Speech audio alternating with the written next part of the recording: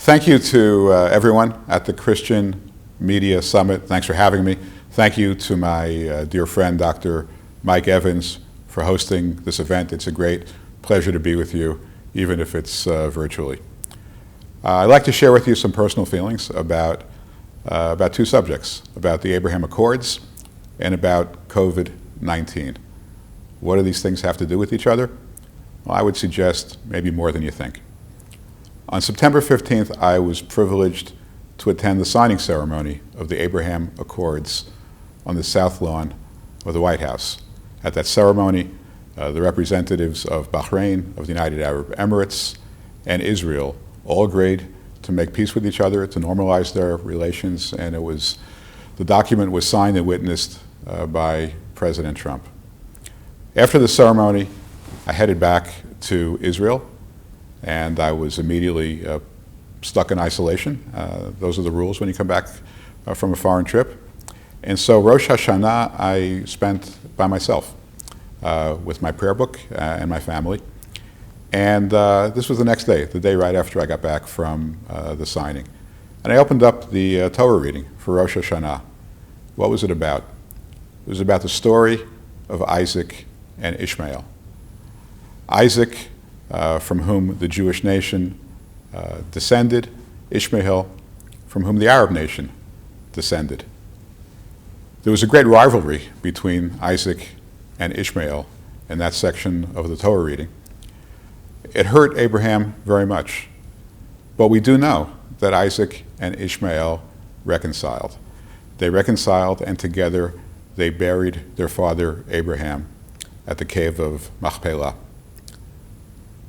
So from a ceremony at which the nation of Israel and an Arab nation reconciled their differences, I went right into a biblical portion where essentially the first reconciliation between Jews and Arabs occurred. It was profoundly moving to me, and it told me something. It told me that there was a universal truth to the reconciliation among peoples. There's a universal benefit, a universal goal, commandment for people to make peace with each other. It is perhaps the highest form of human relations to live together in peace. It doesn't happen as much as it should, but when it does, it's something to all be rejoiced, that all of us together can find peace and coexistence and joy and happiness in each other's lives. COVID-19, what has that taught us? To a certain extent, the same thing. What is this virus doing? It's infecting the entire world. There's no one immune. There's no one safe. There's no place to run. There's no country that has solved the problem.